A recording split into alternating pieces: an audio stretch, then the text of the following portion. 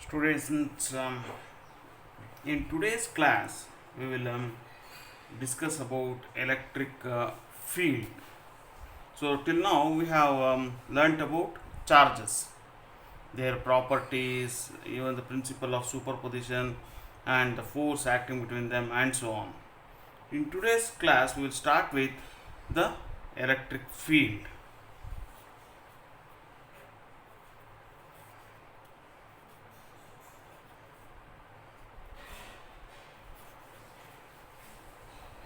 First, we have to understand actually what an electric field is. For that, see, I think of a charge here plus q. Now, I bring another charge, let me say a unit positive charge, which is normally called as a test charge also. A unit positive charge near plus q. See, if I bring a unit positive charge at this point, I call this as point A. Naturally, that unit positive charge experiences a force due to this plus q, as we have already learned from the Coulomb's inverse square law. Now I take that unit positive charge to some other point B here. Now, will the unit positive charge experience a force due to plus q when kept at B? Yes, of course. It experiences a force even at B, a point farther than point A from plus q, but the magnitude of the force at point B would be less than the magnitude of the force experienced at point A. Similarly, if I keep on moving this charge from to different points away from plus q, the magnitude of force goes on decreasing. See, this is very much true in all directions surrounding this plus q. So, after a certain distance from plus q, the magnitude of force acting on a charge kept would be negligible. So, or theoretically speaking, the force acts up to infinity surrounding charge plus q. So, an electric field is a region in which a charge kept would experience a force. So, here you have a region surrounding plus q wherein a charge kept at any point within this region would experience a force. So, this region in which a charge kept would experience an electrostatic force is what is called as an electric field. So, electric field is a region in which a charge kept would experience a force. Now, the next question is, will the charge kept at any point in the field would experience the same force? That may be true or may not be. It depends again. So, basically, why an electric field is being formed? Electric field is formed due to a charge or due to a group of charges. So, when you think of different points, the force experienced by a charge kept at different points in the electric field, the force experienced may be same at all points in the electric field or may be different at different points in the electric field. See, in this example, I took a single charge plus q due to which an electric field is created. So, naturally, when you think of different points surrounding this plus q, that is within the electric field of plus q, the force experience would be different because of the distances from plus q. So, at shorter distances, the force will be more, and as you move away from plus q, the force will be less. But when you have an electric field due to a distribution of charges, then the force experienced by a charge kept at any point in the electric field may be the same. Such an electric field in which a charge kept at any point would experience the same force. See, if I keep a charge at A, it experiences some force A. Now I move the same charge to point B, again if it experiences the same force, and if I move the charge to point C, again it experiences the same force. Then I take it to some point D, again it experiences the same force. Like this, if the force experienced by a test charge at all points in an electric field is same, then such an electric field is called as uniform electric field. Uniform electric field. Whereas if the force experienced by the charge, test charge kept at different points are different, then the electric field is termed as non-uniform electric field. I think now you have understood about electric field. Electric field, a region in which a charge kept would experience a force. The electric field may be a uniform electric field or non-uniform electric field. What is an uniform electric field? An uniform electric field is one in which a charge kept at any point would experience the same force. What is a non-uniform electric field? A non-uniform electric field is one in which the charge kept at different points would experience different forces. Now, when we say that when you think of electric field, the very next question is, what is the nature of this electric field? Is it a physical quantity? In order to understand that, we have to define one more term known as electric intensity.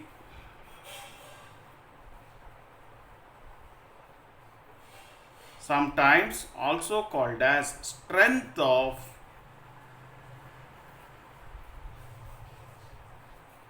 electric field.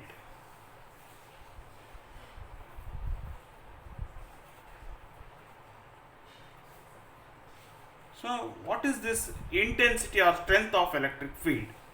I told you, when you keep a test charge or any charge in an electric field, it experiences a force.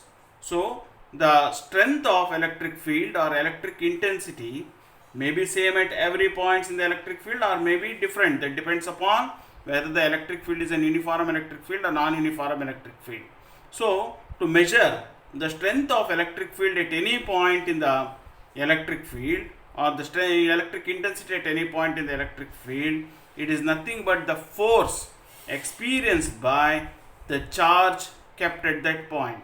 Specifically speaking, electric intensity at a point in an electric field is the force experienced by a unit positive charge kept at that point in the electric field. That means, see here you have the electric field. Now I have considered a point A in the electric field where I want to know the electric intensity. Now you keep a unit positive charge at point A. Now the unit positive charge experiences some force at point A. That will be the electric intensity of point A. Now I will consider some other point B where I want to know the electric intensity. Now you keep again a unit positive charge at point B. That unit positive charge experiences a force at that point B which may be different from that at point A. Now the force experienced by the unit positive charge kept at point B tells you about the electric intensity at point B. So mathematically, electric intensity may be written as the force experienced by a charge. So E is F by Q. E is the electric intensity or strength of the electric field at the given point in the electric field. Remember, from now on we may even simply refer this as electric field itself, but you have to understand it as electric intensity at a point in the electric field or strength of the electric field. It is given by force by charge. F is the force experienced by the charge kept at the referral point, and Q is the charge, magnitude of the charge kept at the referral point. Now, what is the nature of this quantity, electric intensity or strength of the electric field, or sometimes it's also called as the electric field itself? In fact, it is a vector quantity. Why? Because force is a vector quantity. Of course, we know that charge is a scalar quantity, but force is a vector quantity. Then as soon as you say that it is a vector quantity, you have to define direction. So the direction is nothing but the direction in which the charge kept at the referral point experiences the force. For example, at point A, if I keep a unit positive charge, naturally unit positive charge will be repelled by plus q. So it experiences a force in this direction. So this will be the direction of the electric intensity. So electric intensity is a vector quantity. Its direction is given by the direction in which the charge kept at the referral point experiences a force. Now, what is the SI unit? Force is in terms of Newton, charge in terms of Coulomb. So, Newton per Coulomb is the SI unit of electric intensity. Later on, we will understand that it may be also expressed in terms of another unit, volt per meter. Volt per meter. Then about the what you call as dimension of electric intensity. So force is given by mass into acceleration, m1 l1 t minus 2. This is mass into acceleration. Then charge. See charge, how to write dimensions of charge? I write here. You know that charge is not a fundamental quantity, whereas current is a fundamental quantity. Later on you learn that current is defined as rate of flow of charge. So Q is I into T.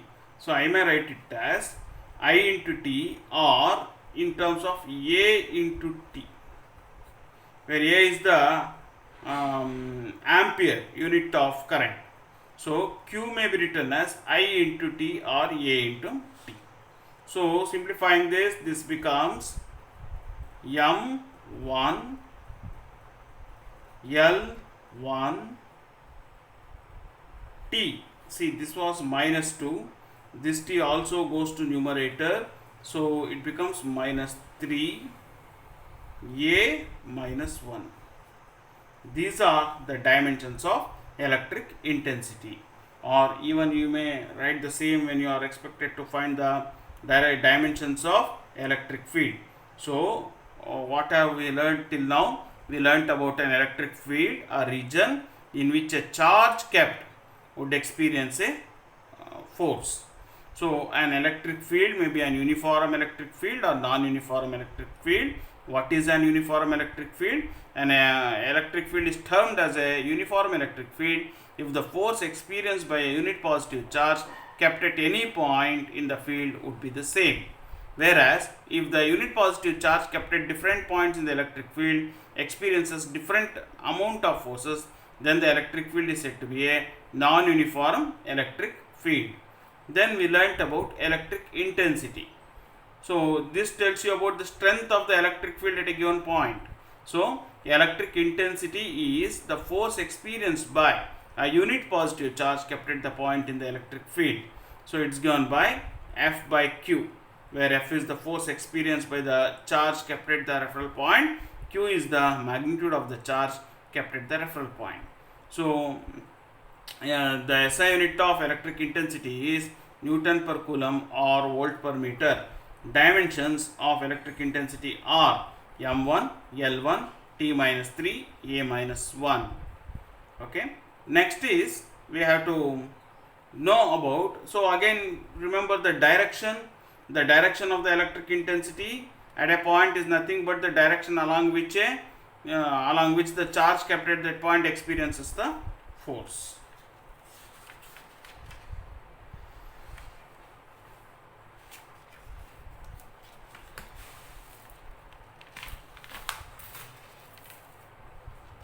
So here I have written down all those definitions. Electric field is the region. Electric field, it is the region in which a charged particle experiences an electrostatic force. Electric field strength or electric intensity. Electric field strength at a point in an electric field is the force experienced by a unit positive charge placed at that point. So E is given by F by Q. E is in vectorial form. Vector E is vector F by Q. SI unit is Newton per Coulomb or volt per meter. Expression for electric field or electric intensity in free space due to a point charge. So in order to do that, again I will consider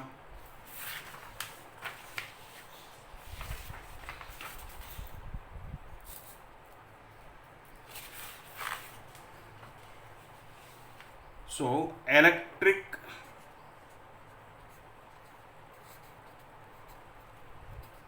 intensity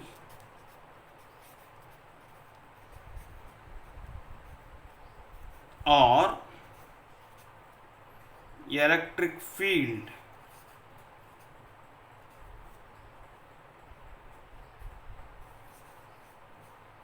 due to a point charge.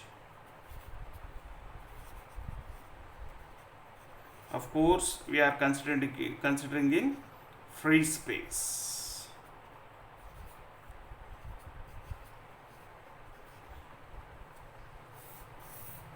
See, the expression for electric field in free space due to a point charge is given by vector E equals 1 by 4 pi epsilon naught into Q by R square into R cap, where R cap is the unit vector in the direction of the electric field. But how do we come at this expression? In order to do this, in order to understand this, I will consider a charge plus Q kept at some point O in free space. I have a reference point P at a distance R from this plus Q. Of course, point P is within the electric field of plus Q. You know that now a region will be there surrounding plus Q where a charge kept would experience a force, that's called as electric field. Now I have the point P within the field of plus Q at a distance R. Now if I want to know the intensity of the electric field at point P, what I have to do? I have to keep a unit positive charge at point P. So the unit positive charge experiences a force. The force experienced by the unit positive charge at a point in an electric field is what is called as electric intensity. So electric intensity is nothing but the force. According to Coulomb's inverse square law, it is given by 1 by 4 pi epsilon naught into Q1 Q2 by R square. Of course, here it is 1 by 4 pi epsilon naught into, when you think of Q1, what is Q1? Plus Q.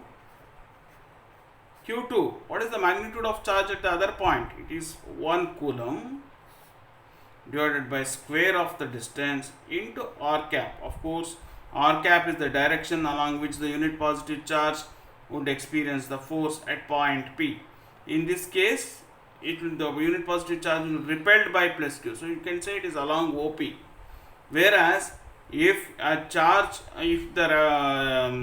at O would have been minus Q, then the unit positive charge would have been attracted towards minus Q, then you should have written along PO. But in this case, it is along OP. R cap will be along OP. This will be the direction of the electric field. So you have V equal to 1 by 4 pi epsilon naught into Q by R square into R cap. That's what I have written here. So expression for electric field in free space due to a point charge is given by 1 by 4 pi epsilon naught into Q by R square into R cap. Already we have learned what is an uniform electric field and a non-uniform electric field. Now we have to understand about the superposition principle. Superposition principle of electric fields. Superposition principle of electric fields.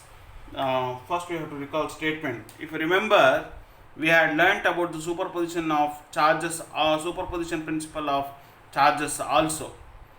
Here the statement for superposition principle of electric fields, the electric field at a point due to a number of charges is the vector sum of all the electric fields due to all the charges. So again we will try to understand this. In order to understand this, I have a point here.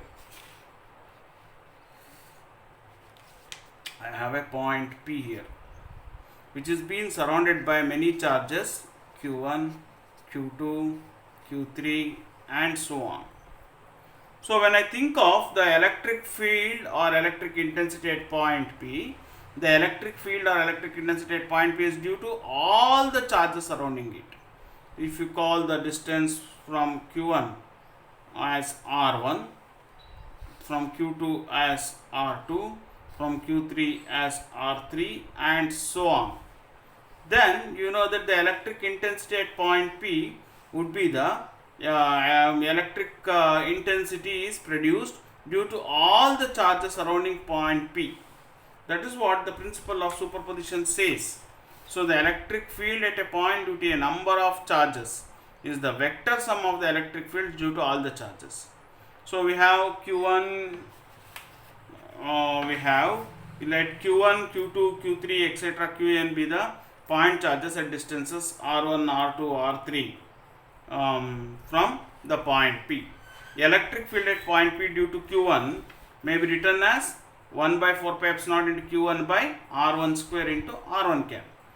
Due to Q2 as 1 by 4 pi epsilon into Q2 by R2 square into R2 cap and so on. Due to Qn, it would be En equals, vector En equals 1 by 4 pi epsilon into Qn by Rn square into Rn cap. From superposition principle, the resultant electric field is given by the vector sum of the electric fields due to all the charges. So the resultant electric field E is given by vector E1 plus vector E2 plus vector etc. E3 etc. vector En. So E is given by 1 by 4 pi epsilon into Q1 by R1 square into R1 cap plus 1 by 4 pi epsilon into Q2 by R2 square into R2 cap etc. plus 1 by 4 pi epsilon into Qn by Rn square into Rn cap. Or E is, see, in every term you can observe 1 by 4 pi epsilon is common. Summation I, the variable, from 1 to n, Qi by Ri square into Ri cap. So this gives you the electric field at a point when surrounded by a number of charges. This is how you can represent it vectorially. Next to this, we have to understand about the concept of electric dipole.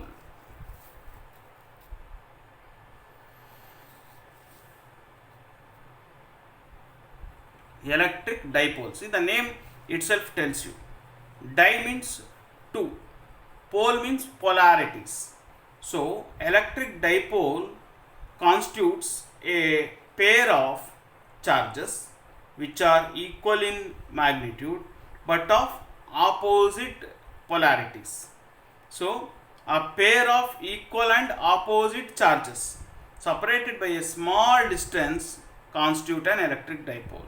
So, an electric dipole is a pair of equal and opposite charges separated by a small distance. So, here in the diagram we have a pair of equal and opposite charges. See, both the charges are of the same magnitude, Q and Q, they are equal, but they are of opposite nature. One is negative charge and the other one is positive charge. They are separated by some distance 2L. So, this such a composition, or what you can call as such a system, constitutes what is known as electric dipole. So, electric dipole should have a pair of equal and opposite charges and they should be separated by some distance.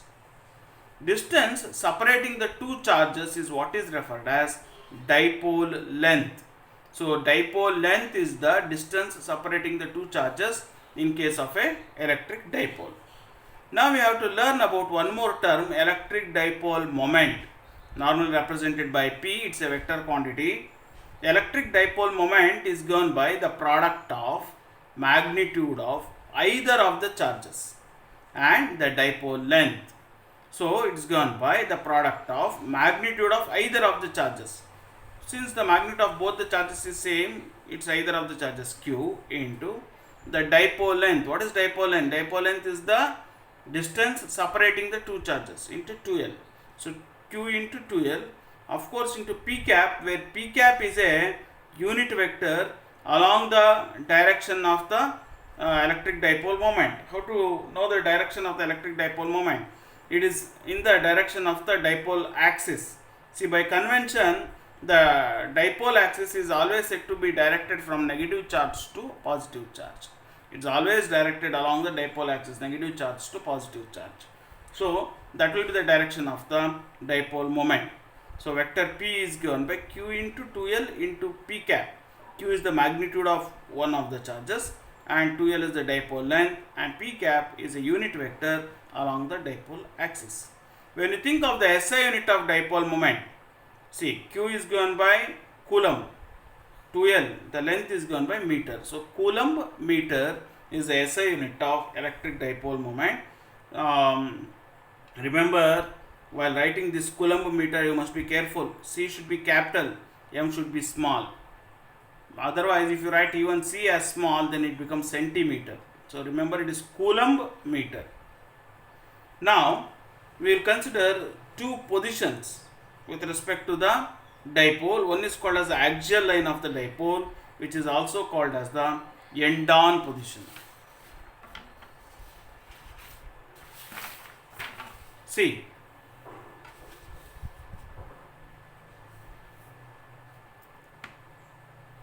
I consider a dipole here, minus Q plus Q. So the distance separating the two charges is called as dipole length, 2L. O is the center of the axis of the dipole. So if I call these points as A and B, remember AO would be L and OB would also be L, totally 2L. Now axial line or end-on position means if you consider a point along the axis of the dipole. See, remember, along the axis means axis is always directed from negative charge to positive charge. Now if I consider a point P here, which is along the axis, then this position is called as end-on position or a point along the axial line of the dipole. Similarly, see this line perpendicular to the axis of the dipole, which bisects the dipole exactly into two halves. See, this line bisects the dipole into two halves. I have a point P here along this line which bisects this dipole into two halves. This position of the point P is called as along the equatorial line, or perpendicular bisector. So remember, this is the point along the axial line and this is the point along the perpendicular bisector, or what you call as the equatorial line. So axial line of a dipole or end-on position. So this is also called as end-on position. This is referred as broadside on position. Okay. Now end-on position, it is the line joining the center of the two charges of the dipole and extended on either sides. It's also known as end-on position. So it is the line joining the center of the two charges of dipole and extended on either side. So this is the line which joins the center of the two charges and extended on two sides. But though it is extended on two sides, when you say axial line, a point along the axial line, it is mandatory to consider the point along the in the same direction, directed from negative charge to positive charge. You cannot consider the point P on this side. It should be along the axial line, that is directed from negative charge to positive charge. Similarly, equatorial line, which is also called as broadside on position, it is a line passing through the center of the dipole and perpendicular to its line. It is also known as perpendicular bisector or broadside on position. So this is the one, perpendicular bisector or broadside on position. Point P here may be referred as broadside on position. This is end on position. This is called as perpendicular bisector or equatorial line. Okay. So we just learnt about electric dipole. Electric dipole, a pair of equal and opposite charges separated by a small distance. We can take up the examples also. Example for dipole, normal examples are molecules of water or hydrogen chloride or ammonia and so on. We have many such examples which we will be discussing later on.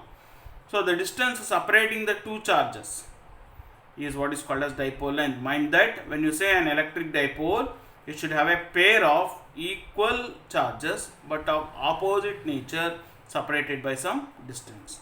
Then electric dipole moment, it is the product of magnitude of either of the charges and the dipole length. It's a vector quantity.